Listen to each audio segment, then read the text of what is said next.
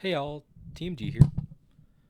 I know last time I went over integrating factor, which is definitely a topic that not many people cover, especially since differential equations is not a class everyone takes. However, pretty much everyone needs some sort of algebra knowledge. Even if you're far advanced in math, you should probably practice your algebra. Like most of the people most people I talk to make mistakes with their algebra more than they make mistakes with their calculus. So this lesson is both for people who are just learning algebra as well as people who are who don't people who have taken it a while back. I took it when I was 12 and now I'm 18. That's a good 6 years since I last took it. I'm All right, so let's go over what a variable is first. A variable can be any letter you want. X, X, Y, Z, E. A variable can be anything you want. It varies. It could either be just a specific value or a range of values. It could depend on another variable. However, the good thing about variables is that we can use them to solve equations. An equation basically sets one value equal to another, or one expression equal to another. I'm going to go over a few examples of basics equation solvings, and then we will get to more complicated matters. These problems come from the Algebra 1 workbook for Dummies, 2nd edition. So, shout out to them. All right, so let's start with x plus 4 equals 15. Now, this, for people first learning algebra, this may be a bit confusing, but it's asking what plus 4 will get you 15. And we need to isolate x, or have x on one side of the equation and everything else on the other side. Now, we need to get rid of this 4. Or what we could do is subtract, since that is the inverse of addition. Now we have x equals 11.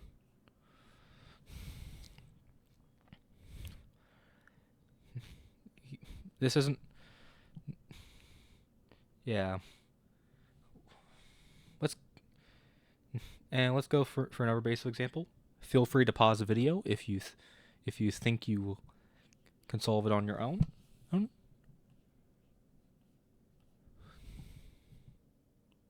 Okay. So what to do? Once again, we have to isolate y, which is a variable this time. To get rid of this negative 2, we must do the inverse of subtraction, which is addition. So we add 2 to both sides. Y equals 13. Okay, let me show you a more complicated problem.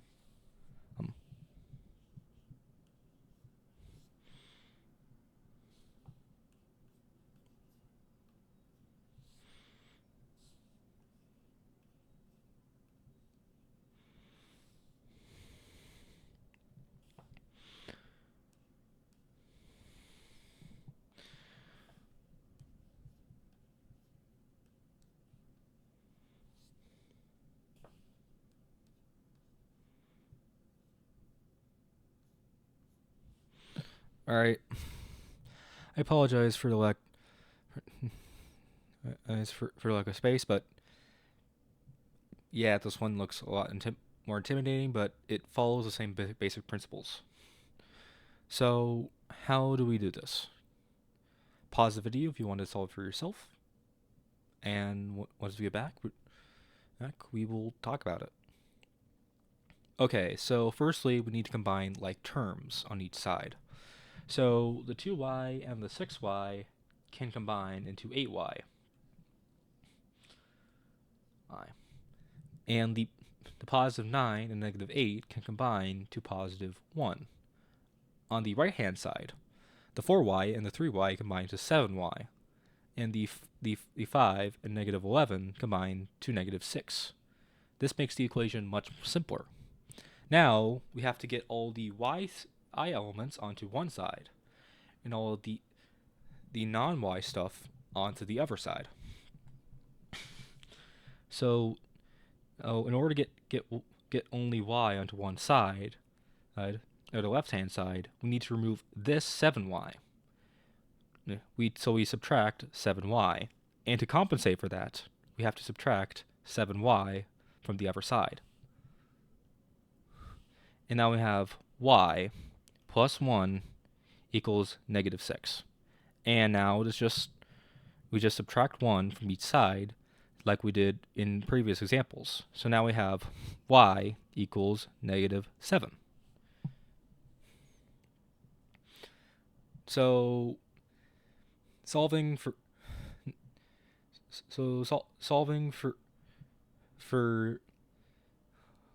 linear equation for a variable, it is as simple as trying to isolate the value in an equation.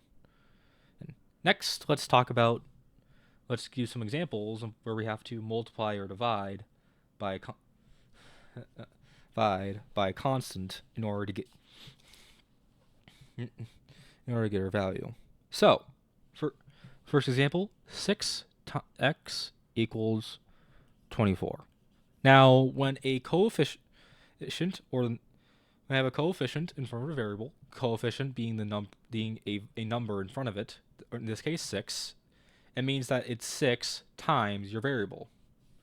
Now, to isolate the value of x, you have to get x on its own. And since 6 is multiplied by x, you have to divide by 6.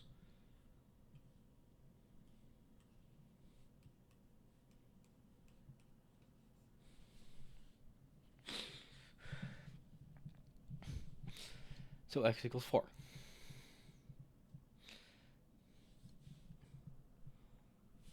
And let's solve for, and now it's time to solve for w. W over negative 4 equals negative 2. Now, you can pause the video if you want to solve this for yourself. Okay, so in order to solve for w, we have to isolate it, which means we have to get rid of this negative 4. Now, since it's divided, we have to multiply by negative 4. And to compensate, we have to multiply it by on both sides. W equals 8.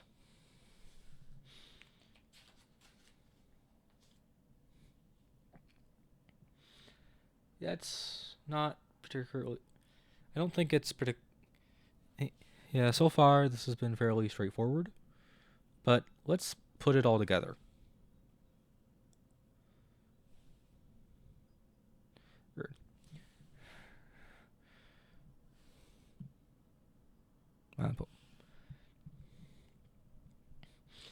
Let's start with an easier example and move to a more challenging one. So 3x minus 4 equals 5. So we have to find what value of x makes this side of the equation equal to this side. So our first step would be to isolate the 3x.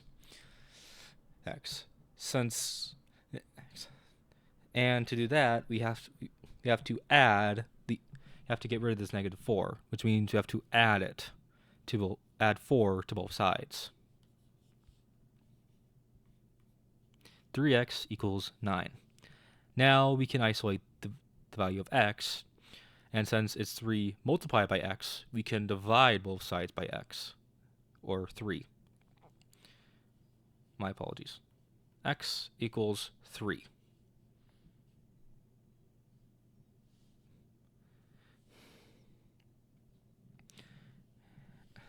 Now our next example is going to be a bit trickier.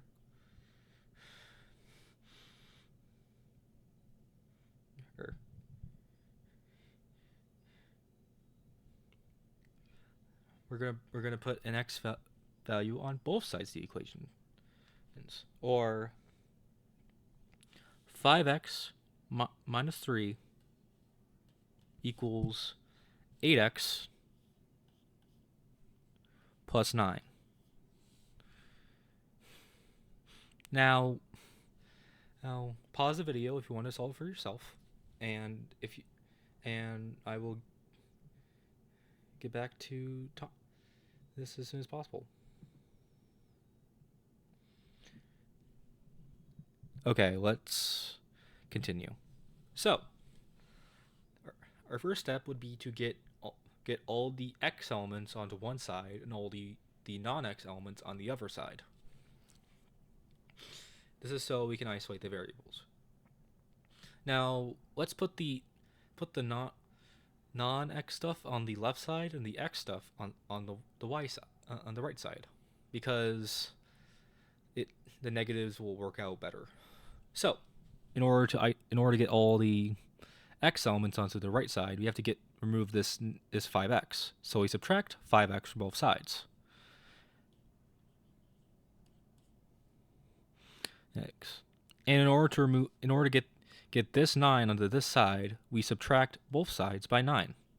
So this just zeroes out. This zeroes out. This becomes negative 12, and this becomes 3x. And we just divide both sides by 3 in order to eliminate this 3 that's being multiplied by it. So we have x equals negative 4.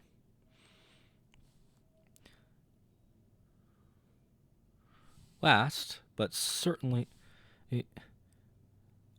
for the last example for now is going to be a bit trickier, since we're working with since this time we're working with fractions. So we have 3x over 4 minus 2 equals 9x over 4 plus 13.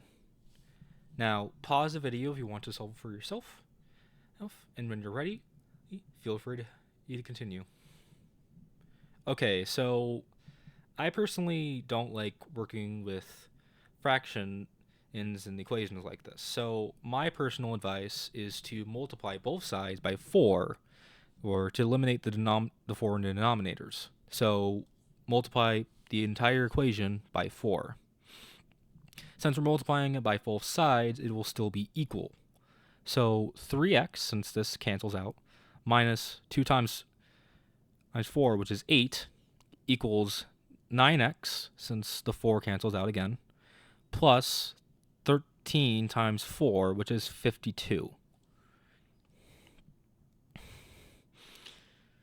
And I'm going to intentionally put the constants on the left-hand side and the x stuff on the right-hand side, because it is much simpler in terms of negatives. So in order to get the x stuff on the right-hand side, we have to remove this. So we get minus 3x on both sides in order to eliminate the 3x. And to put the positive 52 on the left-hand side, we subtract it on both sides. So these two zero out, and negative 60 equals 6x. And to eliminate this 6 that's multiplied, we divide it, since that's the inverse operation, and we have negative 10 equals x. Now, I definitely think it's good to brush up on your algebra both as someone who's first learning algebra, and as someone who was working with algebra to solve for, say, calculus or physics. And it's definitely good to be able to know what you're to know, and even if you don't think you need it in the workforce, it is, even if your computer systems do these kind of calculations for you, it's good to be able to know how your computer is doing these calculations, and so that if there's a mistake, you can find a, you can still be able to, or if there's a malfunction, you can still be able to do these calculations. It's also good to not be reliant on AI tools like ChatGPT or DeepSeek or whatever, as they aren't always reliable, and also if they fail, well, it's good to be able to know how they're failing, and it's also good to be self-reliant without having to use any AI tools. Anyways, that's the end of my TED Talk, and I will see you guys later for more math related content. Thank you for watching.